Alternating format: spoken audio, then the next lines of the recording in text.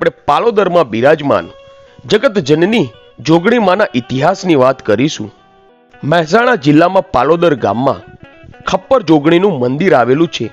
સતયુગ સમયની આ વાત છે। સહદેવ જોશી નામનો સત્પુરુષ તેની માતાને પગે લાગીને કહે છે કે હે માતા, મારે મથુરા થઈને ગોકુળ શ્રી કૃષ્ણના દર્શન કરવા જવું છે, માટે મને સારા આશીર્વાદ આપો, જેથી રસ્તામાં કોઈ વિઘ્ન ના આવે। માતા આશીર્વાદ આપતા કહે છે, હે સહદેવ, તું ગોકુળ ભલે જાય, પણ રસ્તામાં કોઈની સાથે લડાઈ ન કરતો, અને જો કદાચ લડાઈ થાય તો દક્ષિણ દિશા તરફ ના જોતો। જો દક્ષિણ દિશા તરફ જોઈશ તો સહદેવ તારી હાર થશે। સહદેવ જોશી માતાના આશીર્વાદ લઈને ગોકુળ જવા નીકળ્યો। ફરતા ફરતા મહેસાણા જિલ્લામાં એ સમયમાં પાલેશ્વરી નગરી કહેવાતા હાલના પાલોદર ગામના સીમમાં આવે છે। ગામમાં ખપ્પર જોગણીનો વસવાટ હતો। કહેવાય છે કે ખપ્પર જોગણી તો આદિ અનાદિકાળથી યુગ પહેલા મંડાણ કરેલા હતા।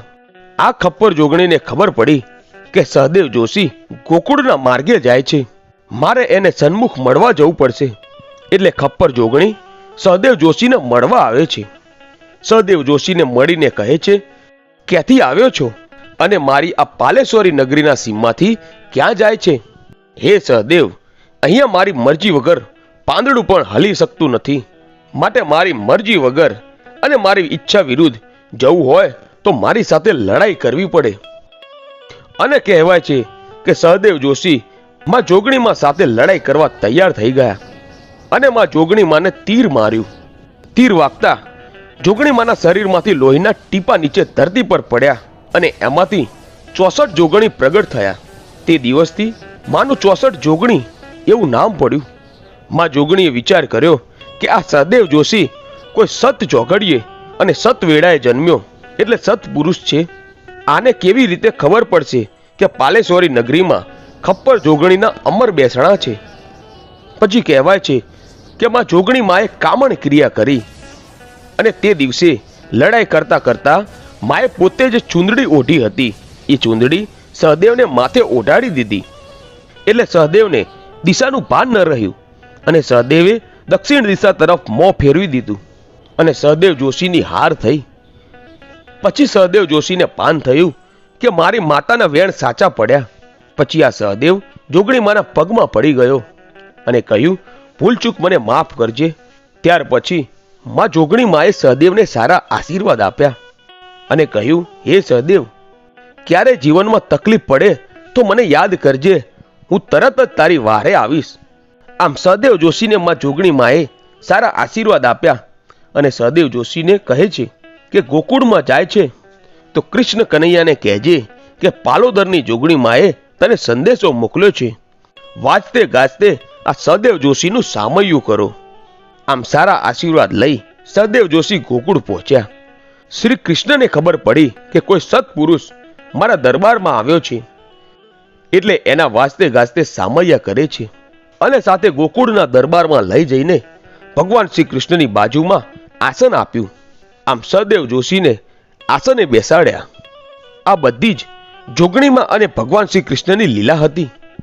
એ વખતે જોગણીમાએ પાલોદર ગવડાવ્યું અને સહદેવ જોશીની જોગણી એવું નામ પડ્યું। એ જ સતયુગના સમયમાં નાયક અને બ્રાહ્મણ આ જોગણીમાની સેવા કરતા હતા। એવામાં નાયક અને બ્રાહ્મણ વચ્ચે ઝઘડો થયો। નાયક કહે છે કે આ જોગણીમાં અમારી અને બ્રાહ્મણ કહે છે કે આ જોગણી અમારી। એટલે જોગણીમાએ વિચાર કર્યો, આનો ત્રાજવે તોલીને સાચો ન્યાય ન લાવું તો હું પાલોદરની જોગણી નહીં। એ વખતે કડીમાં સુલેખરા રાજાનું રાજ ચાલતું હતું।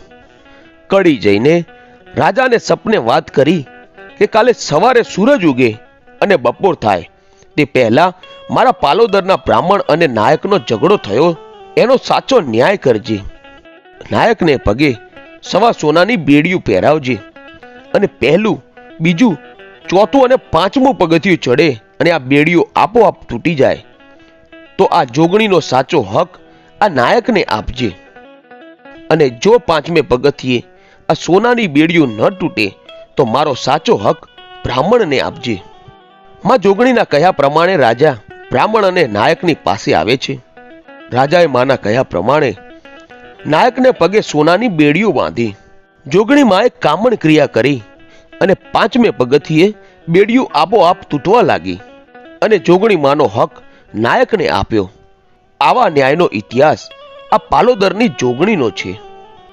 એ જ સતયુગના સમયમાં જોગણી માના પાલેશ્વરી નગરીમાં સોના ચાંદીના ભંડાર ભરેલા હતા. એટલે એક દિવસ પૂજારી પૂજા કરીને તાળું મારીને જાય છે અને અમુક ચોરોએ આ જોગણી માના મઢમાં ચોરી કરવા આવે છે. ચોરો ચોરી કરતા હતા. જોગણીમાં આ બધો તમાશો જોઈ રહ્યા હતા.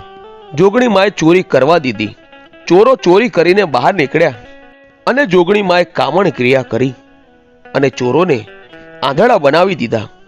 પછી તો ગામ ભેગું થઈ ગયું અને ચોરો માં જોગણીને કગરી પડ્યા અને બોલ્યા કે હે પાલોદરની જોગણીમાં, જાણે અજાણે અમારી કઈ ભૂલ થઈ હોય તો અમને માફ કરજે. હવે કોઈ દિવસ ચોરી નહીં કરીએ. આ સોના ચાંદીના ઘરેણા અમે પાછા મૂકી દઈએ છીએ. પછી જોગણી માએ ચોરોને માફ કર્યા અને એમને જવા દીધા. આમ પાલોદરની જોગણી માના આવા તો ઘણા પરચા આવેલા છે. તો પાલોદરની જોગણી માં તમારા સૌની મનોકામના પૂર્ણ કરે. જય જોગણી માં.